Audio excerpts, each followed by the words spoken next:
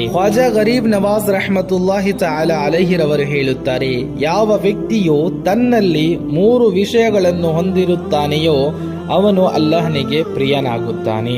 Number 1 ಸಮುದ್ರದಂತಹ ಔದಾರ್ಯ, number 2 ಸೂರ್ಯನಂತಹ ಕರುಣೆ, number 3 ಭೂಮಿಯಂತೆ ನಮ್ರತೆ.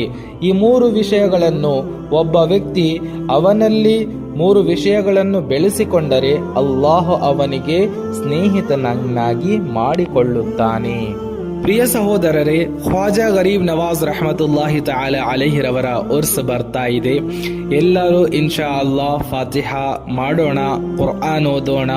ಏನೇನು ದಿಕ್ರ್ ಬರುತ್ತೆ ದಿಕ್ರ್ ಓದಿ ಇನ್ಶಾ ಅಲ್ಲಾಹ್ ಫಾತಿಹಾ ಮಾಡಿ ಖ್ವಾಜಾ ಗರೀಬ್ ನವಾಜ್ ರಹಮತುಲ್ಲಾಹಿ ತಆಲಾ ಅಲೈಹಿರವರಿಗೆ ಈ ಸಾಲೆ ಸವಾಬ್ ಮಾಡೋಣ ಇನ್ಶಾ ಅಲ್ಲಾಹ್ ಅಜ್ಜ ವಜಲ್.